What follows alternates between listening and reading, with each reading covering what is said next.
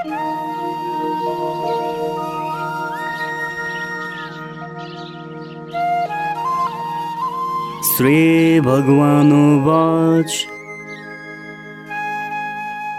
इमं विवस्वते युगं प्रोक्तवानहमव्यं विवस्वानमनवे प्राह मनुरिक्ष्वाकवे ब्रवीत।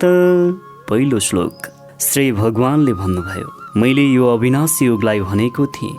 सूर्यले यही युग आफ्ना पुत्र वैवस्वत मनुसँग भन्नुभयो र मनुले आफ्नो पुत्र राजा इक्ष्वाकुसँग भन्नुभयो।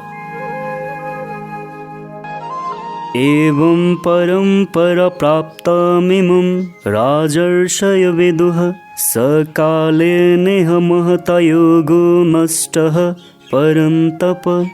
दोस्रो श्लोक। हे परन्तप अर्जुन, इस प्रकार परम्परादेखि प्राप्त यस युगको बारेमा राजर्षिले जान्नुभयो। उहाँले आफ्ना सन्ततिलाई सुनाउनुभयो, किन्तु कालान्तरमा बिस्तारै बिस्तारै यो युग यस पृथ्वी लोकबाट लुप्त प्राय भयो। स एवायं मया तेद्ययुगः प्रोक्तः पुरातनः भक्तोऽसि मे सखा चेते रहस्यं हे तदुत्तमम्। तेस्रो श्लोक। तिमी मेरो भक्त र प्रिय सखा पनि हो, त्यसैले पनि आज त्यही पुरातन योग ज्ञान तिमीसँग भनिरहेको छु, किनकि यो योग महत्त्वपूर्ण तथा उत्तम रहस्य भएको ज्ञान हो। त्यसैले यो विषय गुप्त राख्न योग्य विषय पनि हो। अर्जुनवाच अपरं भवतो जन्म परं जन्म विवस्वतः कथमेतद्जानीयां त्वमादौ प्रोक्तवानिते। चौथो श्लोक। अर्जुनले सोध्नुभयो, हजुरको जन्म अर्वाचीन हो, अहिले हालसालै भएको हो र सूर्यको जन्म त धेरै पुरानो हो। अर्थात् हजुरको जन्म अहिले भएको हो भने सूर्यको जन्म त कल्पको आदिमा भएको हो। मैले कसरी विश्वास गरौँ कि हजुरले नै यो ज्ञान कल्पको आदिमा सूर्यसँग भन्नुभएको थियो भनेर। श्री भगवानुवाच बहूनि मे व्यतीतानि जन्मानि तव चार्जुन तान्यं वेद सर्वाणि न त्वं वेत्थ परन्तप। पाँचौं श्लोक।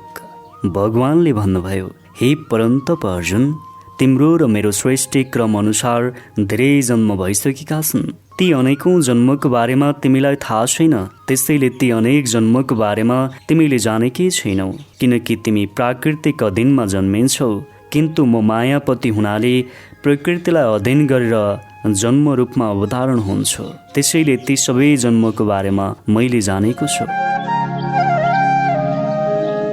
अजोऽपि सन्न व्ययात्मा भूतानामीश्वरपि सन् प्रकृतिं स्वामधिष्ठाय सम्भवामयात्मा मायया। छैठौं श्लोक। म अजन्म र अविनाशी हुँ तथा अविनाशी स्वरूप पनि हुँ तथा समस्त प्राणीहरूको ईश्वर पनि हुँ। म आजन्म अविनाशी र सम्पूर्ण प्राणीको ईश्वर भएर पनि म आफ्नो मुख्य शक्ति प्रकृतिलाई आफ्नो अधीन तथा पूर्ण विधिलाई आफ्नो नियन्त्रण गरेर आफ्नै योग मायाद्वारा प्रकट तथा अवतरण हुन्छु। यदा यदा हि धर्मस्य ग्लानिर्भवति भारत अभ्युत्थानं धर्मस्य तदात्मानं सृजाम्यहम्। सातौं श्लोक। हे भारत, जब जब धर्मको हानि र अधर्म वृद्धि हुन्छ, जब जब सत्यको पतन हुन्छ, अधर्मको उदय हुन्छ, जब जब धर्म अधर्मको कारागारमा बन्दी बन्न पुग्छ, सत्य धर्म न्यायको प्रणाली तहस नहस बन्न पुग्छ, धर्म सत्य न्यायको रक्षा कसैबाट हुन सक्दैन, तब तब म अवतारको लागि आफ्नो रूपलाई रचना गर्दछु। अर्थात् म आफ्नो मुख्य शक्तिलाई शक्ति विग्रह गर्दछु। त्यही शक्ति विग्रह गरेर त्यही विग्रह शक्तिद्वार धर्म स्थापनाको लागि साकार रूप धारण गरेर मनुष्यको सम्मुख प्रकट हुन्छु। त्यही मेरो अवतार हो भन्ने जान्नु। परित्राणाय साधूनां विनाशाय च दुष्कृतां धर्म संस्थापनार्थाय सम्भवामि युगे युगे। 8औं श्लोक। आततायीद्वारा सताइएका साधु पुरुषको उद्धार गर्नको लागि, पाप कर्म गर्ने मनुष्यको लागि कर्मफल प्रदान गर्न अर्थात् पाप कर्म गर्ने मनुष्यको लागि विनाश रूपी कर्मफल प्रदान गर्नको लागि अर्थात् पापीको अन्त्य हुने कर्मफल प्रदान गर्नको लागि, धर्मलाई स्थापना गर्नको लागि म युग युगमा प्रकट हुन्छु अर्थात् शक्ति विग्रह गर्दछु।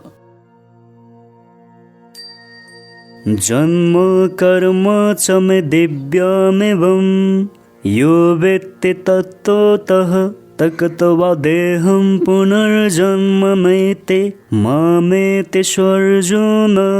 9औं श्लोक। हे अर्जुन, मेरो प्रकट र कर्म दिव्य छन् अर्थात् निर्मल र अलौकिक छन् अर्थात् मेरा सम्पूर्ण कार्य मनुष्यको ज्ञानको सीमाभन्दा बाहिर रहेको छ। त्यसैले जो मनुष्यले यस तत्त्व सर्वशक्तिमान सच्चिदानन्दन आजन्म अकायम अविनाशी र सर्वभूतको परम गति तथा परम आश्रय ईश्वर केवल साधु पुरुष र धर्मको स्थापना गर्न र संसारको उद्धार गर्नको लागि आफ्नो योगमायामा शक्ति विग्रह गरी सगुण रूप धारण गरेर प्रकट हुनुहुन्छ। यसैले ईश्वरको समान सहृदय प्रेमी र पतित पावन अरू कोही छैन। यस्तो जानेर जो मनुष्यले ईश्वरको अनन्य प्रेमद्वारा निरन्तर चिन्तन मनन र लक्ष्य एक रूपमा नै र एकको नै गर्दै आसक्ति रहित भएर यस संसारमा कर्म गर्छ, त्यही मनुष्यले ईश्वरलाई तत्त्व ज्ञानद्वारा नै जानेको हुन्छ। ज्ञानलाई जानेको हुन्छ अर्थात् ईश्वरको कार्य सबै अलौकिक हुन्छ भनेर जुन मनुष्यले यो ज्ञान प्राप्त गर्दछ, तब त्यो मनुष्यले निरासक्त कर्म गर्न सुरु गर्छ। जसले निरासक्ति कर्म गर्छ त्यस मनुष्यले शरीरलाई त्याग गरेपछि फेरि हुने जन्म मरणको चक्रबाट छुटकारा प्राप्त गर्छ। जन्म मरणको चक्रको छुटकारा मद्वारा नै प्रदान हुन्छ र मलाई नै प्राप्त गर्दछ। वीतरागभय क्रोध मन्मय मामुपाश्रितः बहवो ज्ञान तपसा पूता मद्भावमागतः। 10औं श्लोक। जो मनुष्यको भित्री वितराग भय र क्रोध सर्वथा नष्ट भएको छ र जो मनुष्यले ममा नै अनन्य प्रेमपूर्वक स्थिर रहेर निरासक्त कर्म गरेको थिए र अहिले पनि निरासक्त कर्म गरिरहेका छन् र ममा नै आश्रित रहने धेरै भक्त उपयुक्त ज्ञान रूपी तपद्वारा आफ्नो कर्म र कर्म निरासक्त भएर भोग गरेर पवित्रता प्राप्त गर्दछन्, त्यही निरासक्ति कर्मद्वारा पवित्र हुने ज्ञान रूपी कर्म र ज्ञान रूपी तप गर्ने सम्पूर्ण मनुष्य मेरो अनन्य स्वरूपलाई प्राप्त गर्नेछन् र गरिसकेका छन्। त्यो अनन्य स्वरूप म नै हो।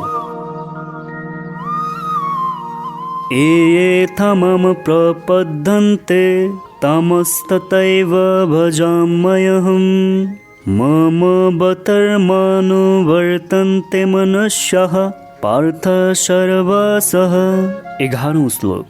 हे अर्जुन, जो भक्त मलाई जसरी पुकार गर्छ मैले पनि त्यही प्रकारले त्यसलाई पुकार सुनेको हुन्छु र म पनि त्यही प्रकारले नै पुकार पनि गरेको हुन्छु, किनकि सबै मनुष्य जुन प्रकारले र जसरी पुकारे पनि मलाई पुकार गरेका हुन्छन् त्यो पुकार पनि मेरो निर्देशित मार्गको अनुसरण गर्दै पुकार गरेका हुन्छन्।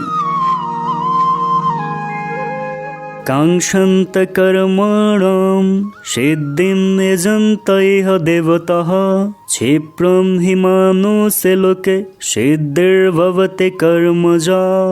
12औं श्लोक। इस मनुष्य लोक अर्थात् कर्मलोकमा तुरन्त कर्मको फल चाहने मनुष्यले देवताको पूजा गर्ने गरेका हुन्छन्, किनकि देवताहरूलाई पूज्नाले कर्मद्वारा उत्पन्न हुने कर्मफल अर्थात् कर्म सिद्धि तुरुन्तै मिल्दछ। चातुर्वर्ण्यमया श्रेष्ठं गुणकर्म विभागसः तस्य कर्तारमपि मामं विद्याकर्तारमभयम्। 13औं श्लोक। ब्राह्मण क्षत्रिय वैश्य र शूद्र यी 4 वर्णको समूह गुण र कर्मको विभाग परापूर्ण कालमा मद्वारा नै रचना गरिएको हो। यस प्रकार यस सृष्टि रचना आदि कर्मको कर्ता भएको भएर पनि म अविनाशी परमेश्वरलाई तिमीले वास्तवमा अकर्ता हो भन्ने जान।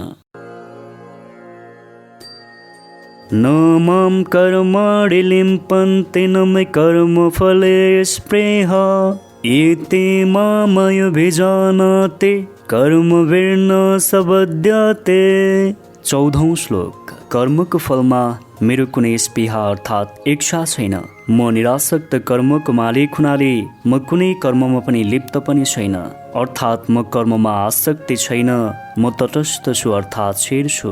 मेरो यस प्रकारको आफ्नो गुणबारे जो मनुष्य मलाई तत्त्व ज्ञानद्वारा जानेको हुन्छ त्यस मनुष्यलाई पनि कुनै कर्मबन्धनले बाँध्न सक्दैन।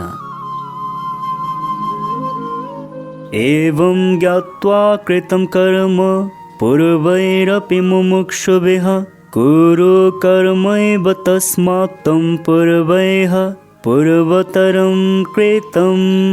15औं श्लोक।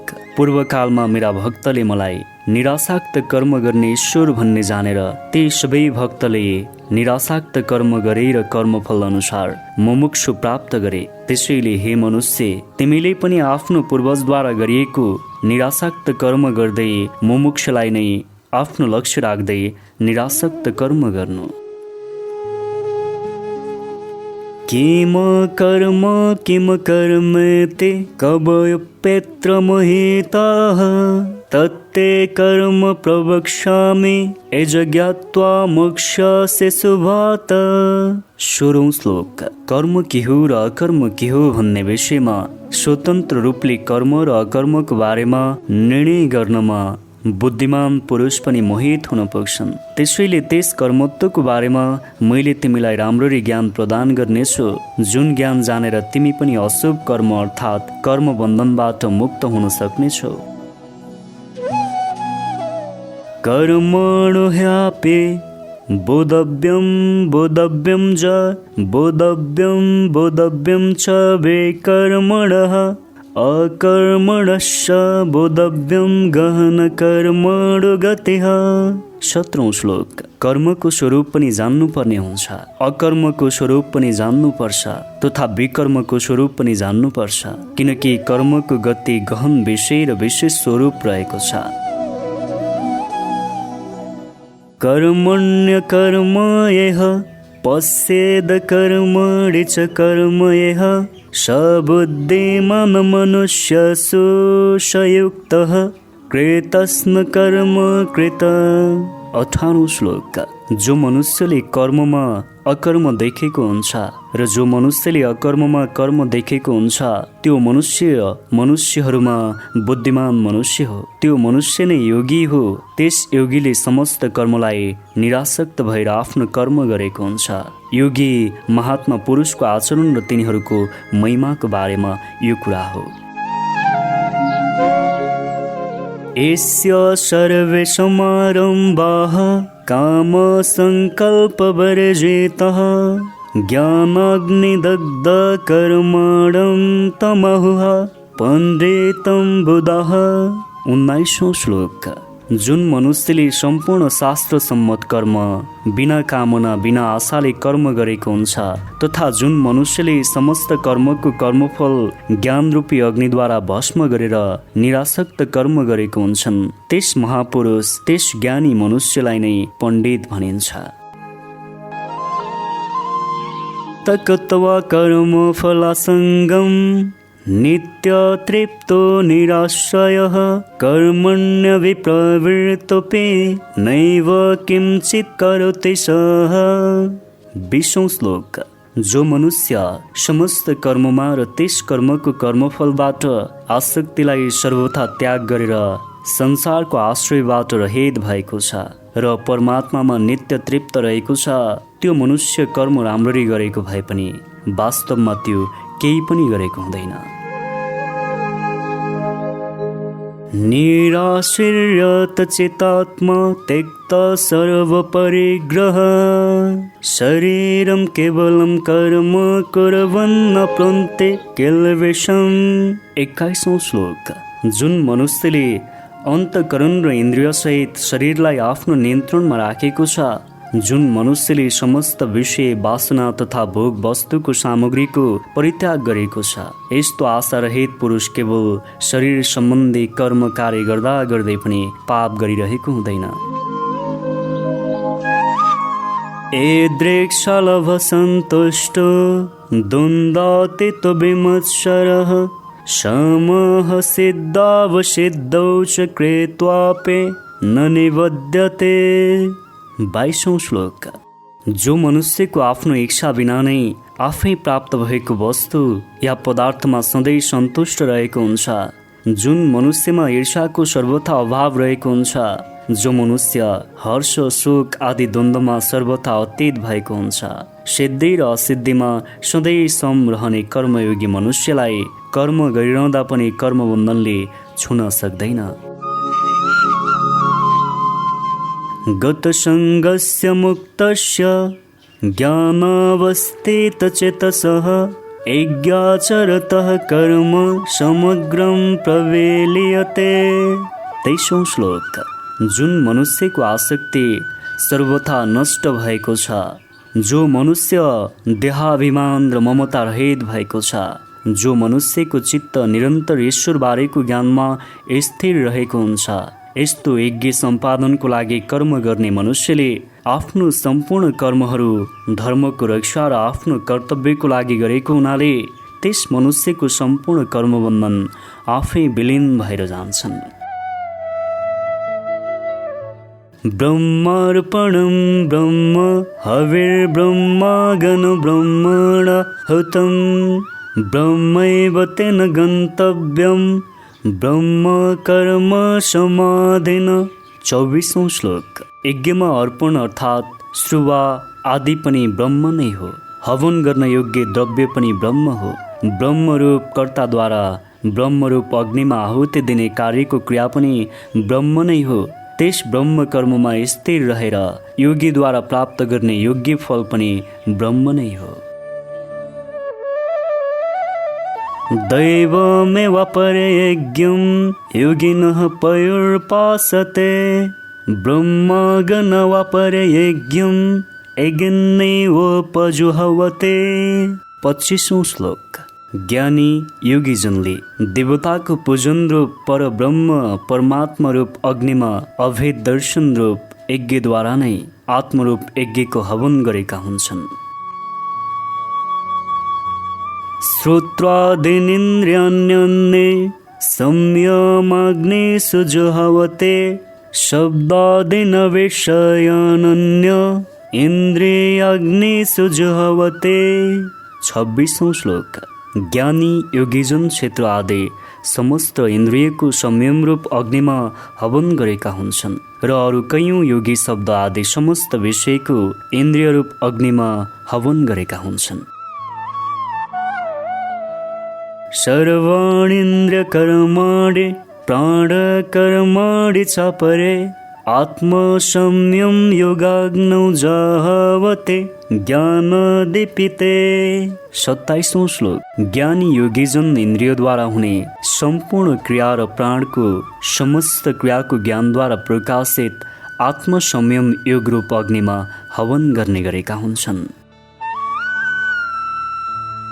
द्रव्य यज्ञस्तपयज्ञ योग यज्ञस्तथा परे स्वाध्याय ज्ञान यज्ञस्यतः समस्ते व्रत। 28औं श्लोक। कयौं ज्ञानीजन द्रव्य सम्बन्धी यज्ञ गर्ने गरेका हुन्छन्, कयौं ज्ञानीजन तपस्या रूप यज्ञ गर्ने गरेका हुन्छन्, अन्य कयौं योगीजन योग रूप यज्ञ गर्ने गरेका हुन्छन्, कयौं ज्ञानीजन अहिंसा आदि तीक्ष्ण व्रतद्वारा युक्त यत्नशील पुरुष स्वाध्याय रूप ज्ञान यज्ञ गर्ने गरेका हुन्छन्। अपाने जुहते प्राणं प्राणे पानं तथा परे प्राणापान गतिरुद्ध्वा प्राणायाम परायणः अपरिनियतहर प्राणान् प्राणेषु जुह्वते सर्वेप्यते यज्ञविदो यज्ञक्षपितकल्मषः। 29 र 30औं श्लोक। अन्य ज्ञानीजन तथा योगीजन अपान वायुमा प्राणवायुलाई नै हवन गरेका हुन्छन्।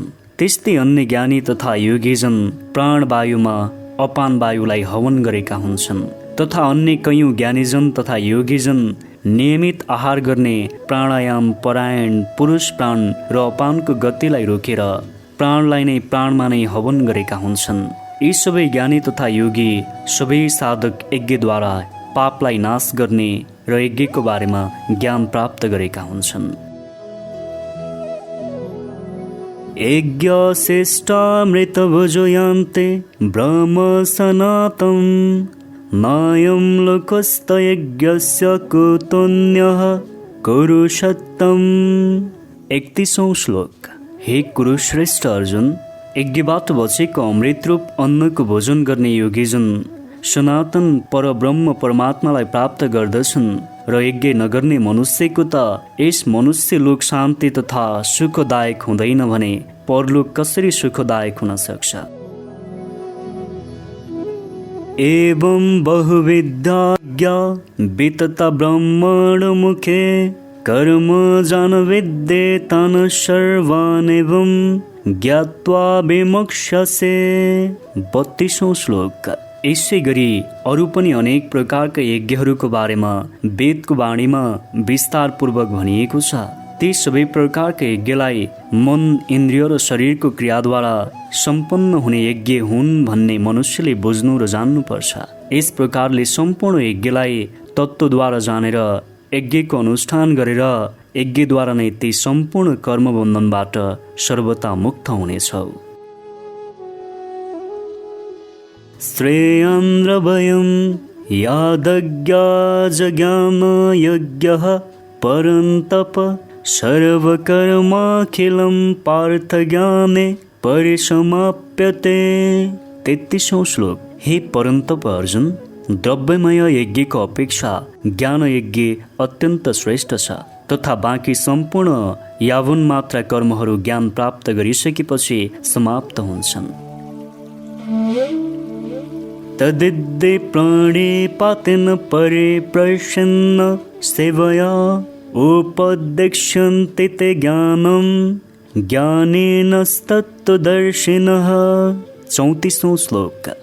हे अर्जुन, मेरो ज्ञानमा कुनै शङ्का भएर अरू कसैसँग यो ज्ञानमय यज्ञको बारेमा जान्ने इच्छा भए तिमी कुनै वैदिक ज्ञानी ध्यानी तथा तत्त्वदर्शी पण्डितको साथमा जानु। ती ज्ञानीलाई दण्डवत प्रणाम गर्नु र छल कपट रहित भएर सरलतापूर्वक ज्ञानीजनको सेवा गर्नु र ज्ञानीजनसँग परमात्मा तत्त्व र ज्ञान यज्ञको बारेमा विस्तारपूर्वक प्रश्न सोध्नु र भन्नु परमात्मा तत्त्व के हो, ज्ञान यज्ञ के हो भनेर। परमात्मा तत्त्व र ज्ञान यज्ञको बारेमा ज्ञान प्राप्त ज्ञानी महात्माले पनि तिमीलाई यस तत्त्व ज्ञानको उपदेश गर्नेछन् जो मैले अहिले गरिरहेको छु, किनकि ज्ञानीजनले प्रदान गर्ने ज्ञानको परमात्मा तत्त्व म नै हो। एजा ज्ञात्वा न पुनर्मोहमेवं यास्यासि पाण्डव येन भूतान्यशेषेण द्रक्ष्यस्यात्मन्यथमहि। 35औं श्लोक।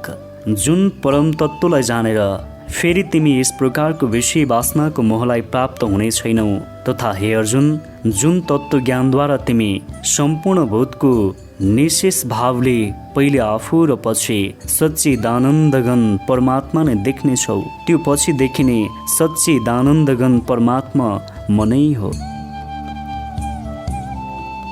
अपेचेदसि पापेभ्य सर्वेभ्य पापकृतमः सर्वज्ञानप्लवेनैव वृजेनं संतरिष्यसे। 36औं श्लोक। यदि तिमी अन्य सबै पापी भन्दा पनि धेरै पाप गरेका छौ भने तिमीले ज्ञानरूपी नौकाद्वारा निसन्देह सम्पूर्ण पापरूपी समुद्रलाई पार गर्न सक्नेछौ, किनकि जब ज्ञान प्राप्त हुन्छ त्यही ज्ञानीरूपी बिन्दुबाट कर्मबन्धनको प्रणाली सकिन सुरु हुन्छ।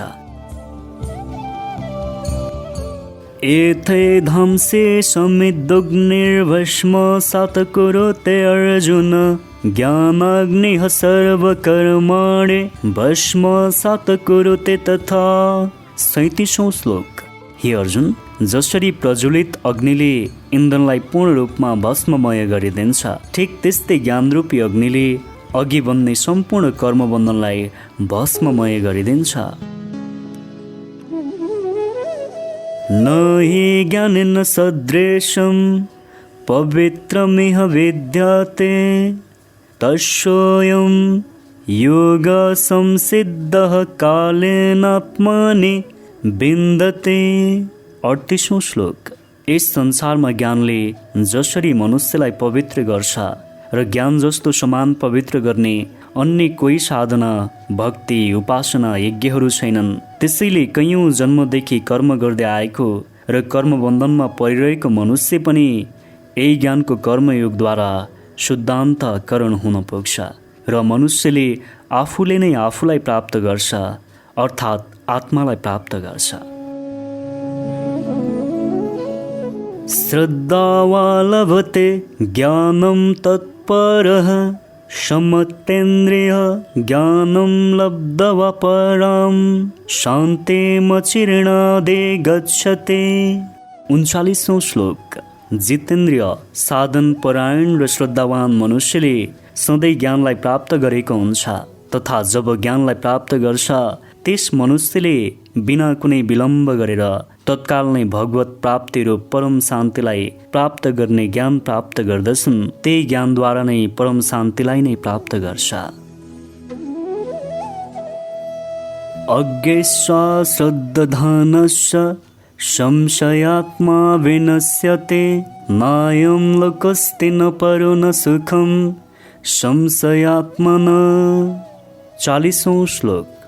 विवेकहीन र श्रद्धारहित संशययुक्त मनुष्य परमार्थबाट अवश्य भ्रष्ट हुन्छ। यस्तो संशययुक्त मनुष्यको लागि न यो लोक सुखदायक छ न परलोक नै सुखदायक छ र यस्तो मनुष्यले कहिल्यै पनि सुखलाई प्राप्त गर्न सक्दैन।